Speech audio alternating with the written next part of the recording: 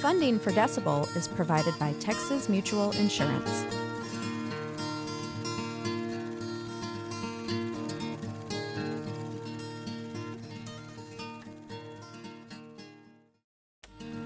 It was a place that invited creativity and invited openness, and I see it still that way. All of us here at this table played a role in the evolution of Austin. What will Austin look like 15 years from now? Let's hope that it will be more affordable than it is. Good evening, I'm Judy Maggio. Tonight on Decibel, a history-making conversation with the people who've led our city for the past 40 years. Austin's mayors. They provide a unique perspective on the city's past, present, and future. A few footnotes before we get started. We lost Mayor Gus Garcia, the city's first Latino mayor, in 2018. We'll have a tribute to him later in the program. Austin's only female mayor, Carol Keaton, is facing some health challenges, but we will share some of her contributions as well. Welcome, everybody. Thanks for being here this evening. I want to quickly introduce everyone, and you're seated in chronological order to make it easy for me to remember who served when. We have Mayor Ron Mullen, Mayor Frank Cooksey, Mayor Bruce Todd.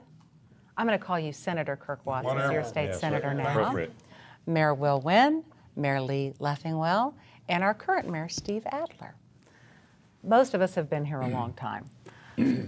And you know, old Austin folks often say, oh, I miss this, oh, I miss that. So what do you guys miss the most about the old Austin? And what do you appreciate the most about the new Austin, modern day Austin?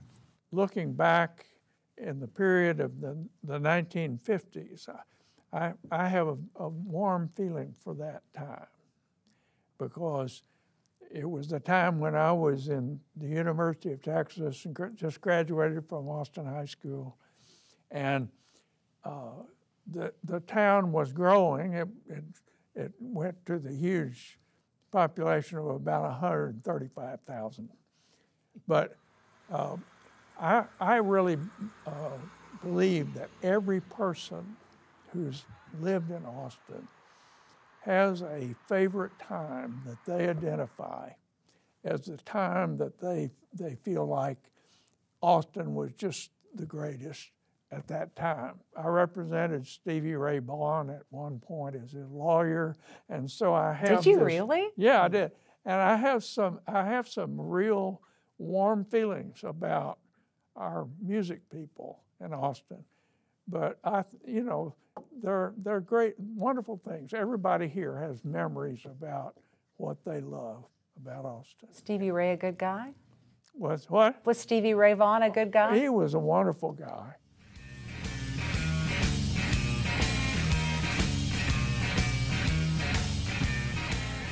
And I went to the Montreux Jazz Festival in Switzerland with him.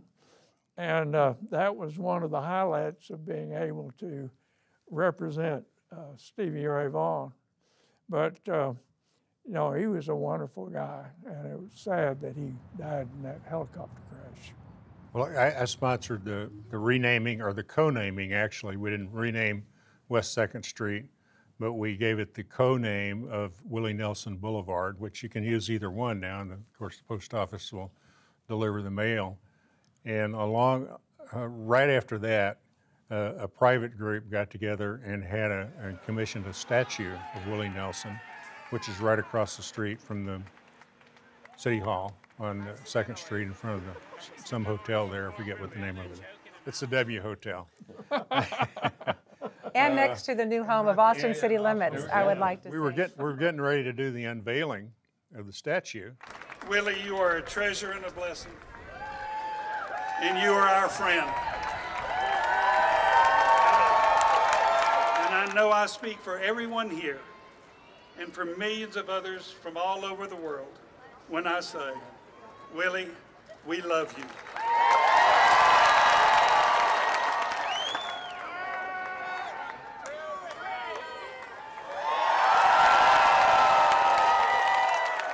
Of course, Willie was the guest of honor. And he kept insisting, it was in April, he kept insisting that it be on April 20th and that the actual event occur at 4:20 p.m. in the afternoon. And I've always wondered why he wanted that, why he wanted it that way. I think I've subsequently figured it out some. But at the time, I really didn't know why he wanted that, but it doesn't matter to me. If that's what he wants to do, 4:20 in the afternoon is good for me. When I listen to people talk about their favorite moments in Austin, I hear a spirit that kind of runs through all of those, and it involves creativity. I mean, here we are talking about music the way we are, and Austin always kind of had that spirit of it was a special place. It was a green place. It was a pretty place. It was a place that invited creativity and invited openness to the way people could think about things. I mean, the Armadillo World Headquarters, which I didn't get to experience that because it had already closed by the time we got here, but that was a place where the rednecks and the hippies both were at the same time. It was an inviting place that had creativity, and I see it still that way. I think the fact that we are a focal point in a worldwide knowledge and information economy is an outgrowth of a place that enjoyed creativity and can continue that creativity. And so that spirit is still there. I think it's fun to reminisce about the reasons we stuck. But if we stop and think about it, it's still attracting people for the very same reasons we all ended up staying. I think that's real true. And I put a little bit of a twist on it with the creativity, because I think it's also that in this city, taking risks is rewarded, right, and failing is not punished the way that it's punished in other cities. And I think that helps make this a creative place. So when people keeping it weird, keep Austin weird, to me is exactly that. This is a city where it's okay to try things. It's okay early on to change the color of your hair. This is the city where you can wear a thong and go bicycle down Congress Avenue, but it's also in the ideas. You know, I get asked a lot now that South by Southwest has passed 30 years. Now to comment on the difference, how South by has changed in that period of time. And I go back to what you say, and I say, you know, in the most important ways, it hasn't. You know, 2 years ago, it was about an incredible set of creatives, artists, musicians that were wonderful, but really couldn't get out of the local market to make it regionally and nationally. So we created in this community this place where creatives could meet record labels and then be able to get exposure and distribution.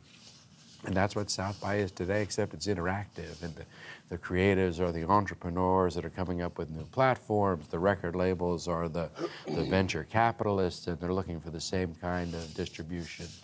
We are the city where Willie Nelson came not only to reinvent country music, but who listened to country music. This is the city where dinner and a movie got reinvented with Alamo. It's where the grocery store was reinvented. So while things change in this city, I think I agree with you that what is core here has been the same, and I think that's why we have more internet high-tech startups per capita than any other city, because it's built into this culture of trying something, iterating new ideas. If I'd have called my dad and said, I've got this great idea, I'm gonna open me a grocery store and I'm gonna sell bean sprouts and granola bars, he would have said, son, that is package them yourself. Yeah, that's right. He had said, son, that is a weird idea.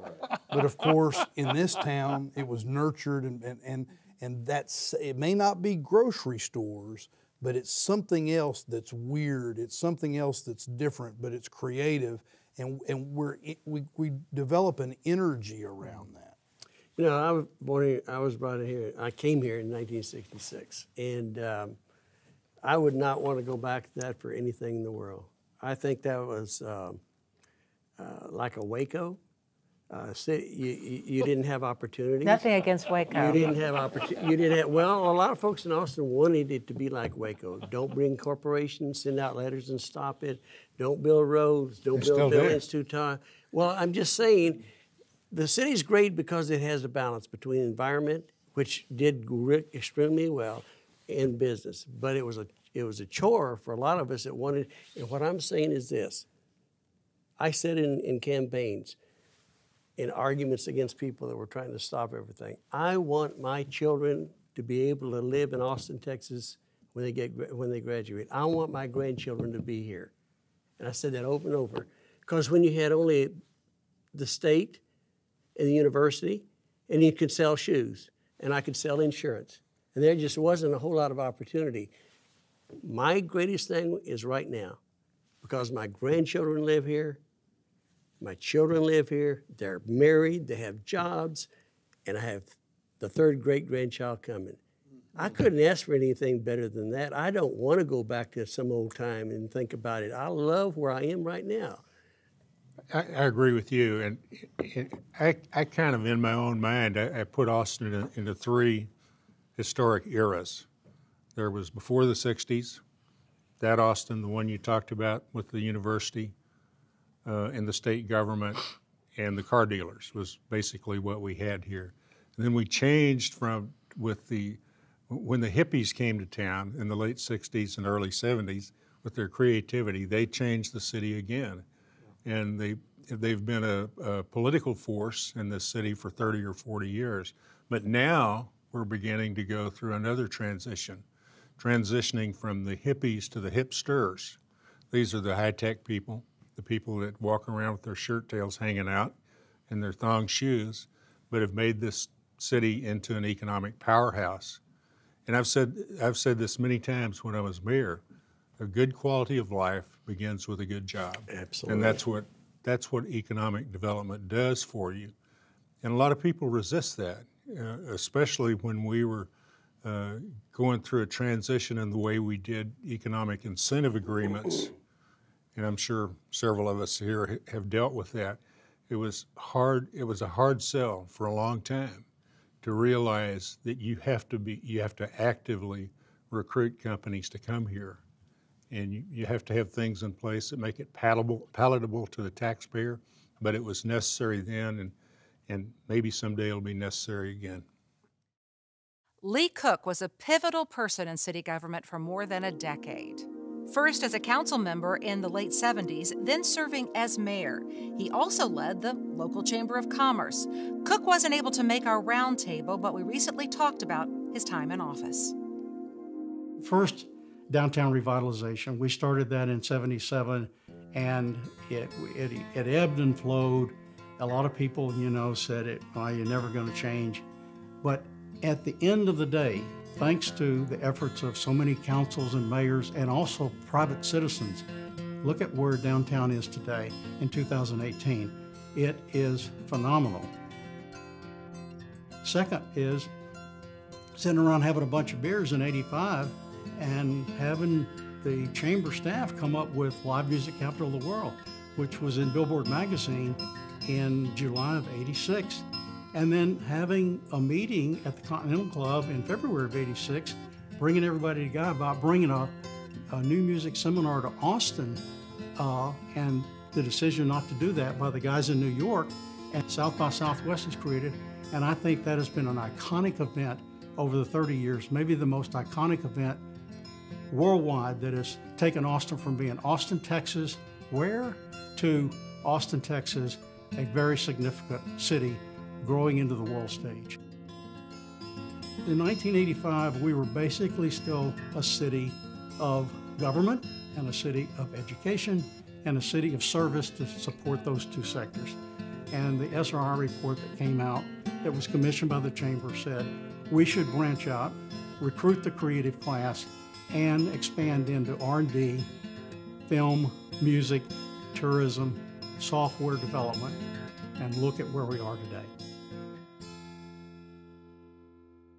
You presided over, I believe, the longest public hearing in the city's history. Can you tell us about that? It was in June of 1990, and it was a big environmental fight about developing Barton Creek.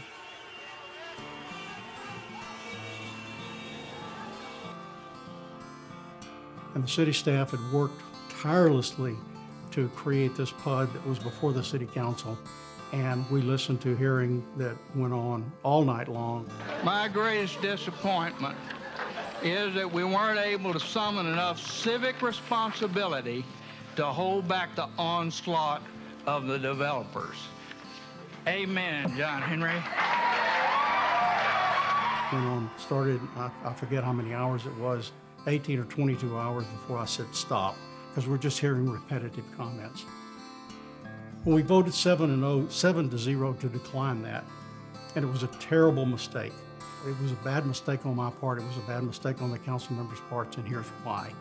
Because the work that the city staff had done miraculously was really going to set what Barton Creek would be. Once we turned it down, the developers went to the state legislature and all bets were off and they got everything they wanted, and it was a big shot to the foot for the environmentalists, and it was a big shot to the foot for local politics.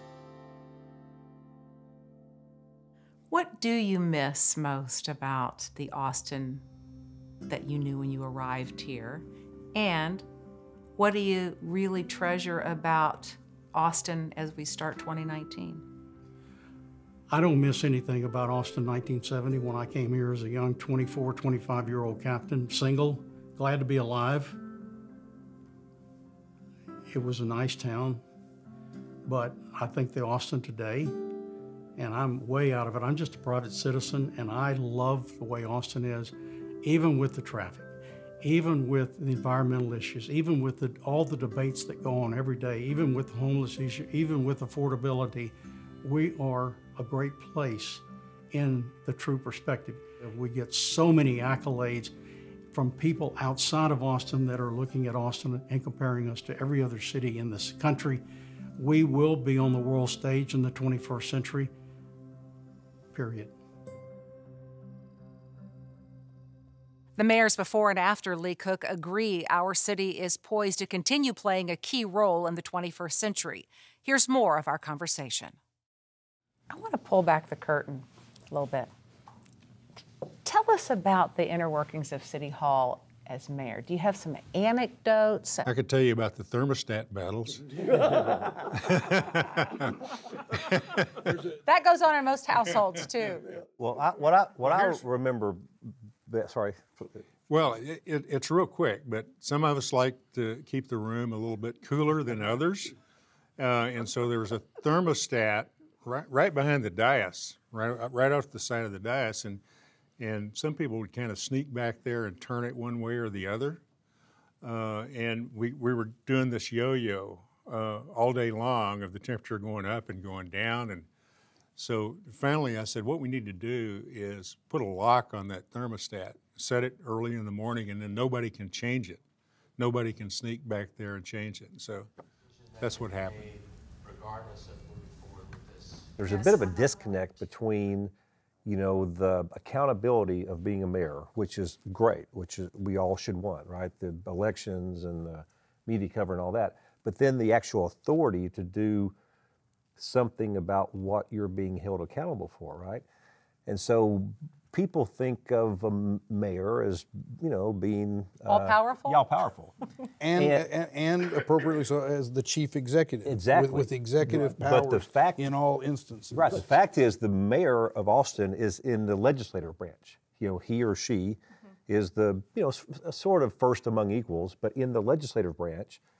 And then the city manager is a chief executive and hires and fires everybody and, and executes hopefully the will duties, will of the mayor and council. But most folks on the street sort of don't understand that nuance. In a sense, it's actually more work than just having the just raw authority to go do something and be done with it. Well, I would argue that while it's more work, it's better work. I don't. I'm not saying it's better or worse. I'm just saying it's. You have to get the consensus before you're able to do anything. You just can't order something done. Now, you can talk to the city manager and say, here's what I would like to do, and he and she will come back to you and tell you why that's a bad idea sometimes, or they'll get it done. And I think a lot of that, during my tenure, a lot of that happened. The manager would hear me out, hear the council members out, and behind the scenes get it done. Not in a secret kind of way, but just in a straightforward kind of way that you have to do when you're running a big business, and Austin is that. Citizens, ordinary citizens, they do have this image of a mayor as being the chief executive. Right. And the truth of the matter is, there are about 10 people that the mayor can actually hire on his own staff and 1 or 2 other folks. So the constitution of government is done by the city manager in terms of personnel. And personnel, frankly, is almost everything if you don't have good people. And that's why when we sit around here and talk about everything we've done, really, we ought to be saying we in the sense of the city staff and everybody else that has been a part of this, and many community leaders that we interact with as well. So we've got to give credit where credit is due, and that is to our city staff. And I have to say, we had some wonderful city staff when I was mayor, and I've appreciated them very, very much. The mayor and council are there to set the policy of the city based upon their election. And the professional staff is there to carry that out and to advise when certain things won't work. And the 2 biggest times that when you pull back that curtain that doesn't work is either with when the policy folks are at war with the management, and there were times that we know about where that occurred, or where one side wants to do the other side's job. Right? A lot of that goes on. That's right. The council wants to become assistant city managers and actually carry out those specific roles, as opposed to setting, as you said it, the goals and then saying go and get it done. And as long as we have this form of government, there's always going to be that tension and that difficulty, and it becomes harder, if you don't get hold of it, it becomes harder to wrestle it down when it really festers up. I have a little lightning round for you, and then a couple of final questions. Lightning round, I'm just going to say something, and you guys can react to it. The 3-minute rule. I started it. Let me say that first. And is it still there? Yes, but it's not strictly enforced, and there are variations allowed. Well, that's unfortunate. Why did you start it? Because I saw the previous mayor let anybody talk as long as they wanted to.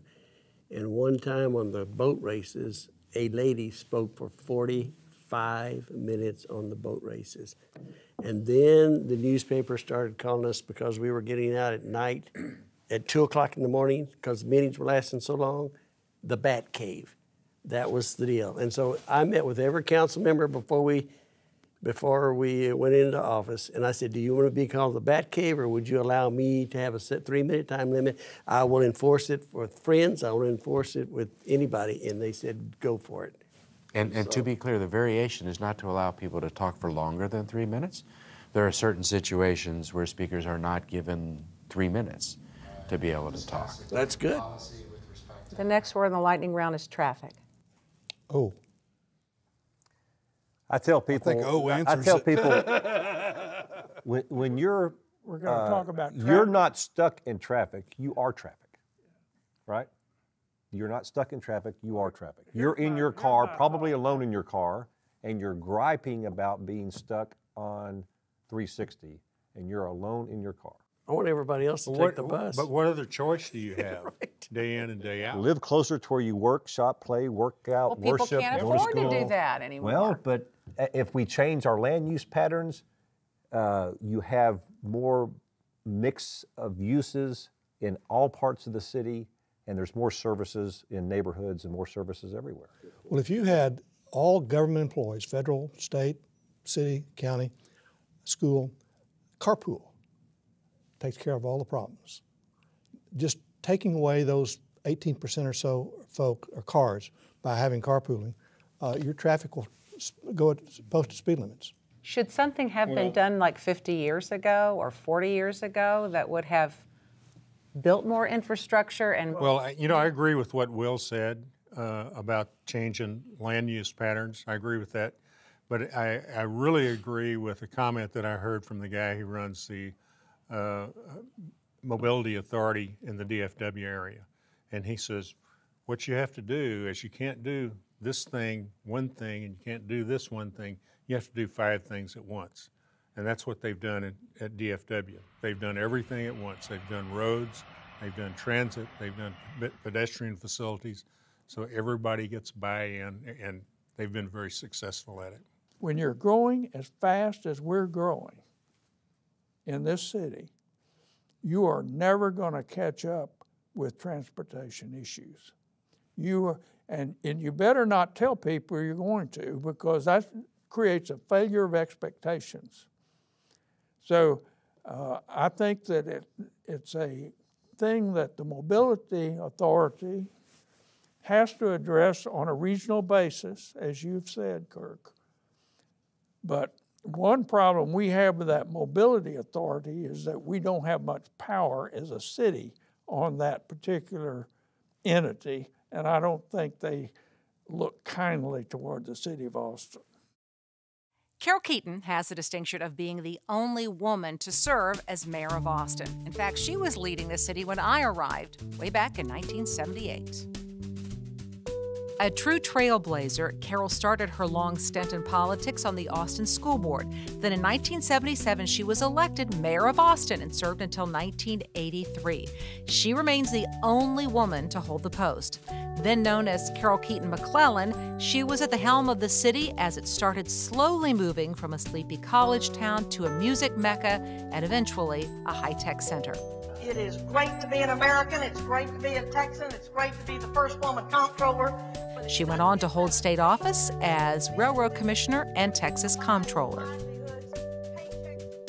Carol Keaton has continued to serve our community just as the other mayors have after they left office. Here's the final part of our roundtable. If you could talk to the Austin mayor 50 years ago, what would you warn him about? What would you tell him? And it was a male. So if we were going back in time, and I would think, what is it that I would want someone to have done then to put us in a better place now? On mobility, it would be to acquire the right-of-way for us to be able to have a high-capacity transit system that's going to be hard now to create with retrofitting that into a system. So I would say create that obtain the right-of-way necessary for that to be able to be created in the future. And then on affordability, it's tough now to retrofit mixed income opportunities in a city that's grown, and in retrospect, looking backwards, I think that we could have done a better job. I mean, hindsight is 20/20. As the city was growing and as things were changing, to create pockets and opportunities, again, for mixed income and affordable housing to be created in the city. Because both those two things are just so hard to come back in after the fact and try to create. You're laughing, Will?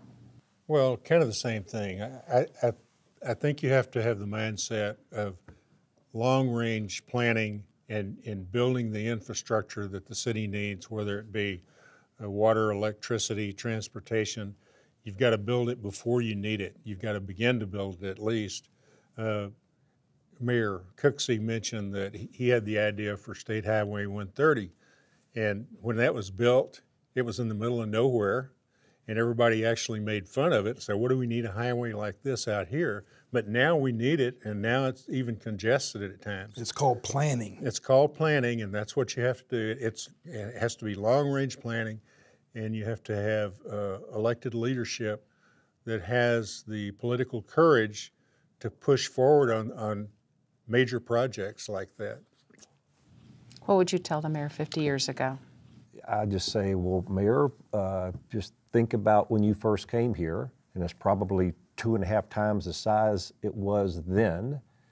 Well, it's going to be 2.5 times bigger in about 50 years, and so just never lose track of that thought, that it's just in a capitalistic free society, attractive cities attract people, and it's going to be a long time before Austin's not an attractive city. And so it's just to mirror Steve and Lee's comment. You can't plan enough, and you can't try to finance infrastructure enough, and you can't deliver on infrastructure enough, and or changes of land use patterns and all that stuff, because you're going to wake up one day and the town's going to be 2.5 times the size it was when you moved here, and shame on us if we don't plan for that. I would tell the mayor two things that are truths about Austin of the future. One is it's going to grow just the way it was talked about, and since we're going back 50 years, and it's going to change dramatically in terms of how that growth occurs, because it's going to become a focal point in a worldwide economy. And the second thing I would say that is a truth is we are going to judge you harshly with 20/20 hindsight. Because that is the Austin way. And as part of that 20/20 hindsight, as we sit here today dealing with some of the things that Mayor Adler has talked about, affordability, which didn't start here. I mean, we all have dealt with it. Again, that's another one of those things we stand on each other's shoulders with regard to. But affordability, gentrification, traffic, those are all related. And I would try to communicate that dealing with things like traffic will make a difference on gentrification 50 years from now. And affordability 50 years from now.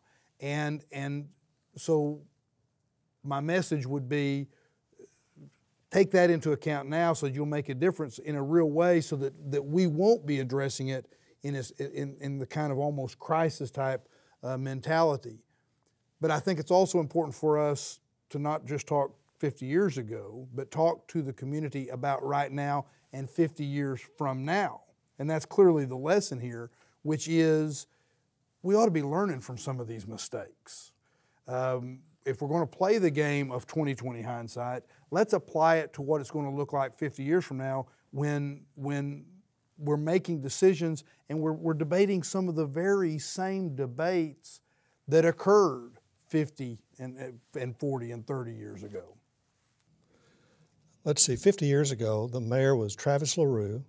He was not elected. He was chosen by the 5 council members. And You knew that off the top of your Roy head? Butler was elected. I moved here 50 years ago. And then Roy Butler was elected in 71, became the first directly elected mayor in modern times. Let me answer it just a little bit philosophically. I remember not very clearly a couple years ago, I was stopped behind a car on getting off Mopac, go home. And the car in front of me had 2 bumper stickers. One bumper sticker said, "Keep Austin Weird," and the other side says, "Soccer Mom."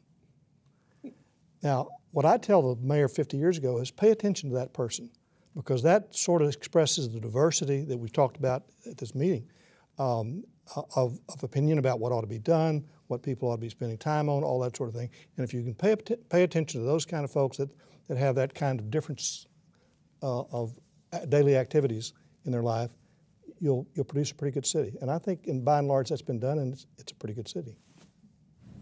Mayor Cooksey. I think at that time, 50 years ago, you can't imagine, or you have some degree of inability to imagine what Austin would be today. So the best you can do as a human being, a real human being, is to try to think as far in advance as you can and do the planning that you think is necessary 30 years in advance. And that is difficult. First of all, I would tell him, get the legislature and the federal government to change their funding mechanisms so that there's going to be enough money available to do the things in terms of building transportation infrastructure that you will need. And frankly, the federal government and the state have not kept up. And that's one of the problems we've had in obtaining enough funding to do the projects that we actually did plan. The funding has been there. Absolutely has been there. And this community, with their hard-headedness against building roads, went to the state and said, we don't want your money. A council member went there and said, no, don't give Austin the money. And they said, get your act together and come back. Now, it doesn't matter how good your plans are. If you have folks in the community that go and do that kind of stuff and stop the plan, then it doesn't matter what you tell that person. I actually do have one final question. Uh-oh. Austin in one word. One word for Austin. Spirited. Diverse. I call it wonderful. I love it here. Optimistic. Terminal democracy. That's 2 words. It's okay. Just use terminal. Magical. There you go. Mayor Cooksey, you have the final word. Global. Remember, he was on TV saying magic. Well, I think it's a magical place, too. I think that everybody around this table loves this city. Yep. With all their heart, despite the traffic and the affordability issues and the divisions in the community. It is a wonderful place to call home. And it's been a joy and a pleasure to sit down with all of you and reminisce and look towards the future. And thank you for sharing those experiences with our viewing audience tonight and with me. As we mentioned earlier, Mayor Gus Garcia died in 2018 at the age of 84. I had the chance to chat with him several years ago about the role he played in Austin history. It was just an opportunity. I had always told people that I did not want to be mayor because I went to the school board and to the council basically to represent the Hispanic community. That was basically my job. And I never, ever, got into fights with people in other ethnic groups. But basically, I was a Hispanic representative. And here, all of a sudden, I was representing African Americans, Asians, Hispanics, whites. Oh, I had to kind of relearn how to serve a broader community. But I'll tell you one thing. The people of Austin are great. If I was going to run again, I would want to run in an environment like Austin. Because people here can argue with you, they can talk for days, but they're nice, and they're kind. They're kind people, okay? Reality is, if you talk to them, they just want to do the right thing. And I appreciate that. Preserve, protect, and defend. Preserve, protect, and defend. The Constitution and laws of the United States. The Constitution and laws of the United States.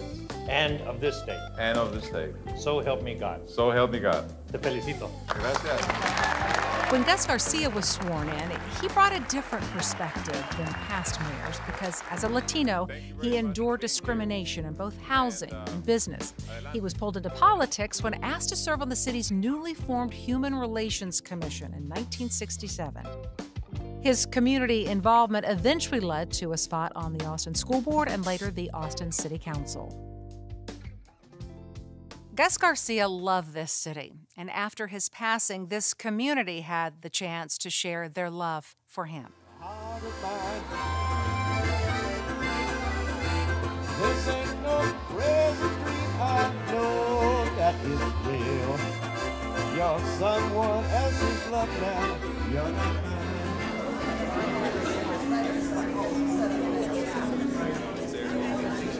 It's fitting and proper that we are here today recognizing Gus Garcia, since Gus Garcia is a towering figure, an historical figure in our home, the city of Austin. The entire city, every Austinite benefited and benefits from his courage, his vision, and his service. And for me, Mayor Garcia was such an incredible mentor.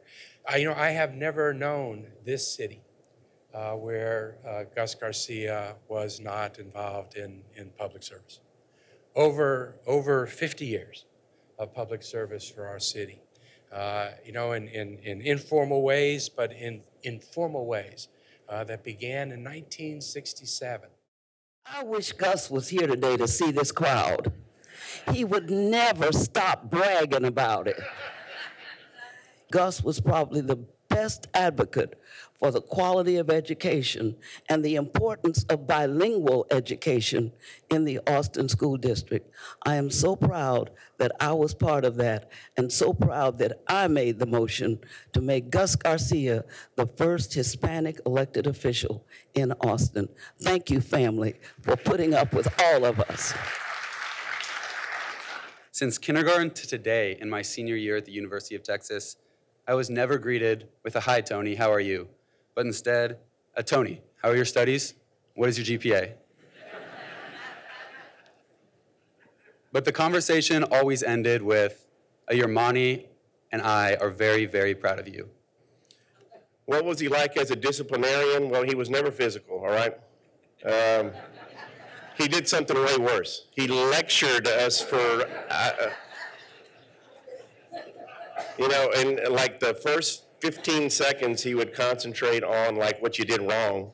And then the next hour and 15 minutes, he would just riff off on like, you know, history and, you know that Victor was like, I wish he'd just take a belt to us and just.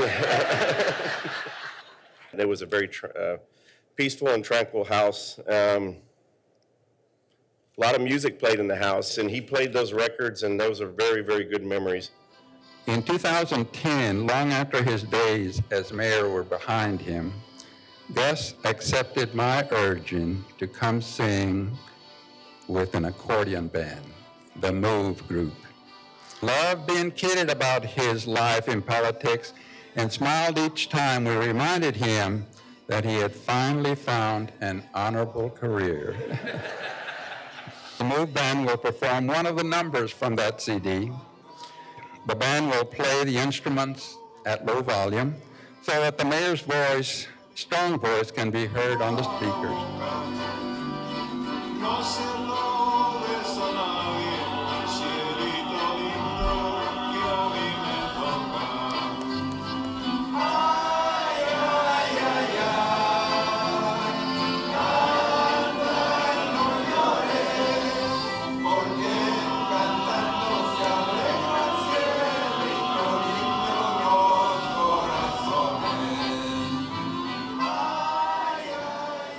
It's been said the more we learn about our past, the better prepared we are for the future. With around 150 people moving to Austin every day, this region is rapidly changing.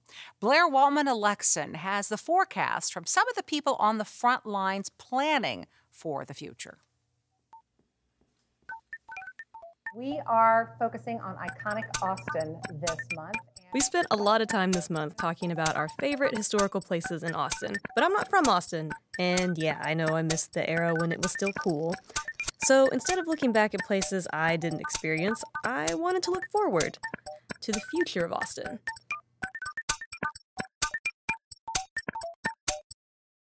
That makes no sense at all. No, let me start again. So, I figured a good place to start was with the city demographer, Ryan Robinson. What will Austin look like 15 years from now? I think it'll certainly be bigger. Physically, it'll have a whole lot more people in it. It will be more diverse. And let's hope that it will be more affordable than it is. We have gone through what I would call foundational changes in the last few years. As a metro, as a full metropolitan region, we're above 2.2 million folks. We are beginning to see what the urban geographers call multinucleation. And what I mean by that is the region is breaking into big sections. And those big sections are seeing the most growth. Last year, the suburbs surrounding Austin grew faster than the city itself, but most employment is still centrally located. So what does that mean? A lot of people coming in from the suburbs to the jobs that are still in the core. To my mind, that argues for serious regional transportation and land use planning. You talk about housing affordability, gentrification, and transportation. To my mind, transportation is the key.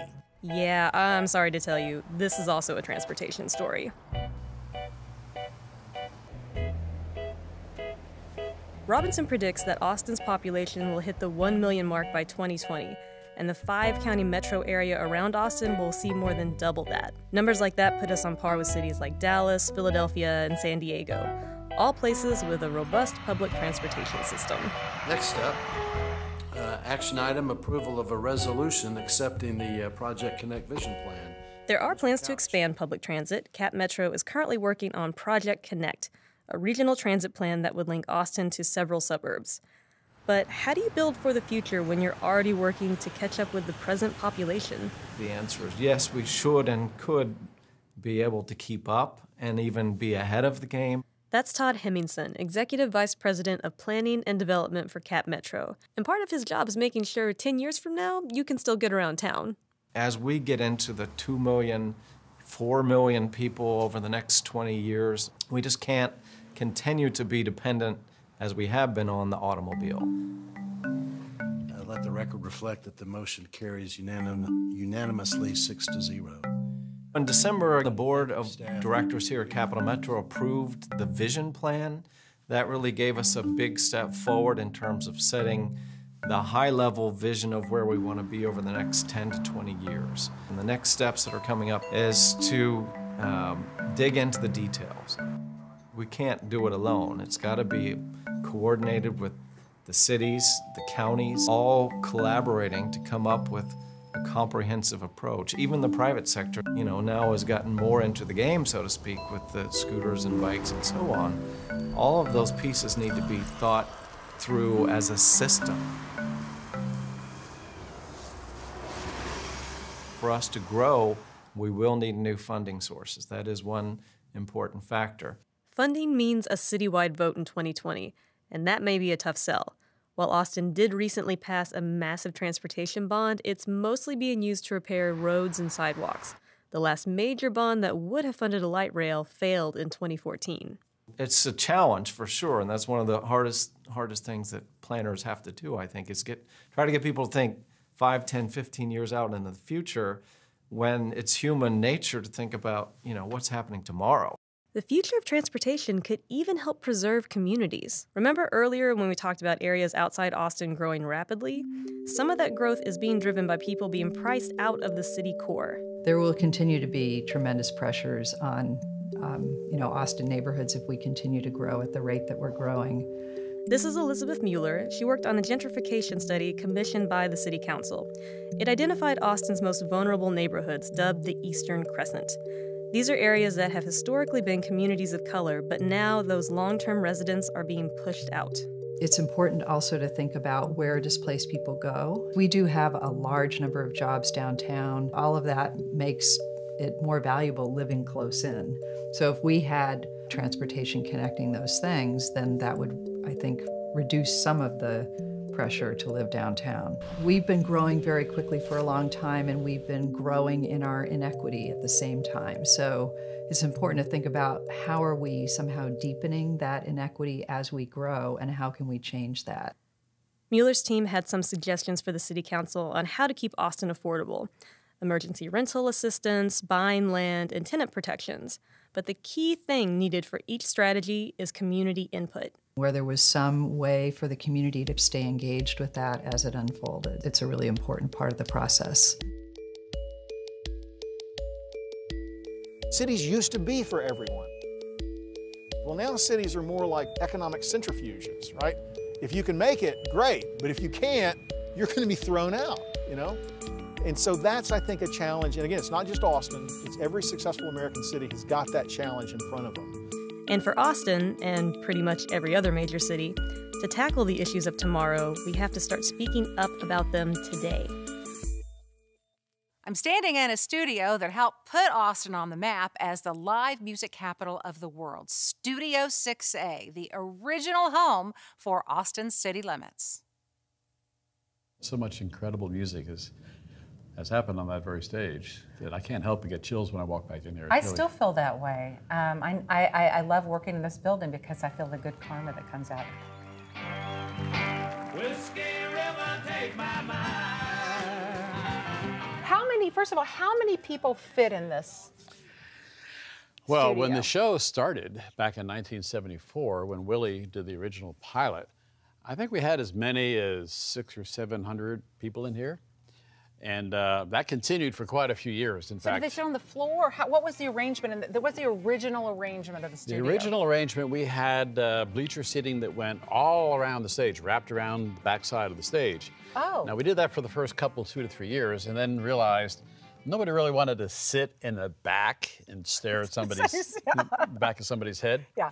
And also, seeing the audience on camera is a good thing most of the time, but you don't always want to see people scratching their head and picking their nose or looking tired backstage, and occasionally you'd see somebody like that. So anyway, we came up with the idea of having the Austin skyline as the backdrop in our 7th season, and we still do. This is the original skyline. The new one, of course, is at the Moody downtown. I remember we didn't have all the high rises. We've added a few more buildings to the skyline today. In fact, we probably should even update it again. But what better backdrop than the Austin skyline for Austin city limits? But because of the scale, because of just the juxtaposition of the backdrop and the audience and the cameras, it really does seem like the real deal. And it's surprising how many people, I think, even to this day, really believed that it was outside. Yeah. We did a show a few years ago now, maybe, with Paul Simon, first time he had ever been on ACL, and it was at the new venue at the Moody. And I remember when he walked in for rehearsal, and he kind of walked around to the front of the stage, and he stood there like this. And I walked over to him to introduce myself, and the first thing he said was, "You know, I always thought it was in a park." So, hey, we even fooled Paul Simon and millions of other people.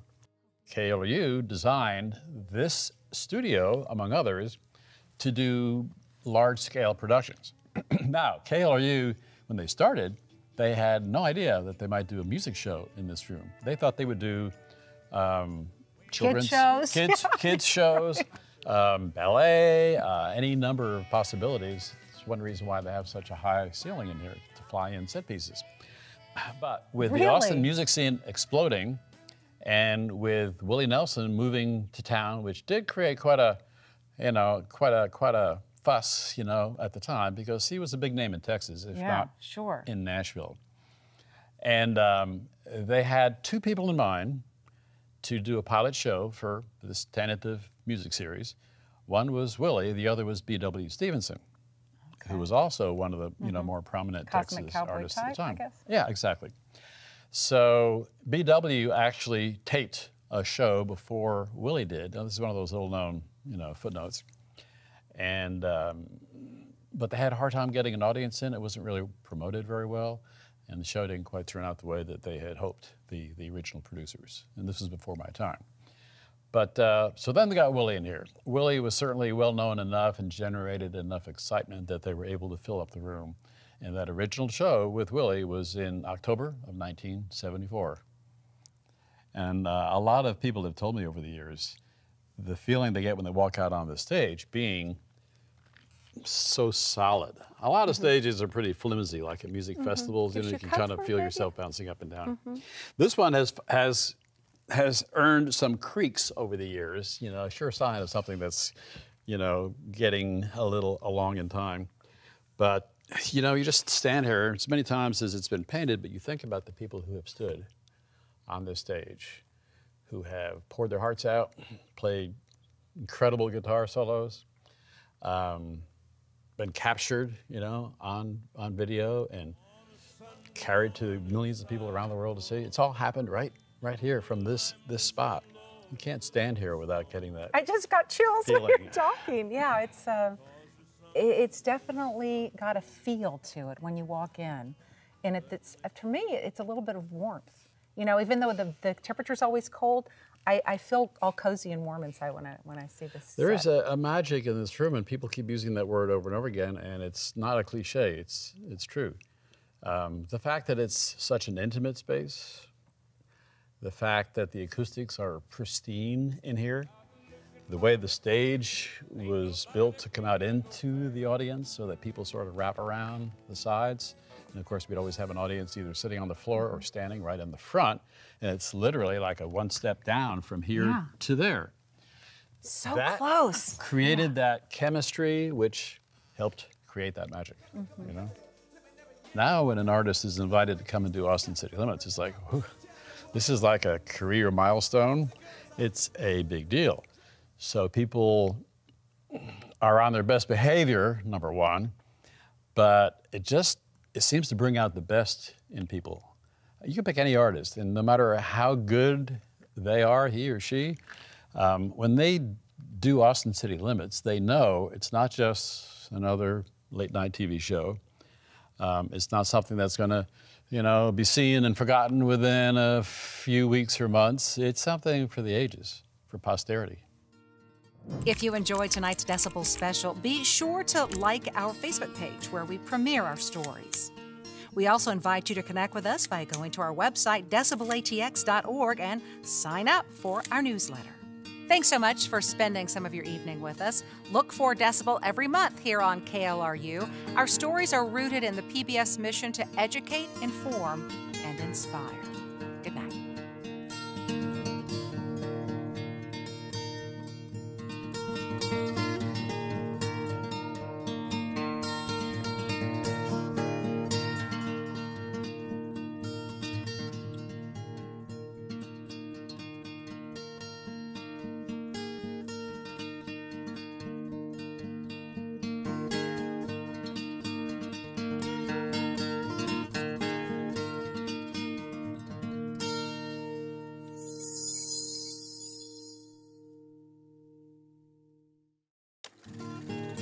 Funding for Decibel is provided by Texas Mutual Insurance.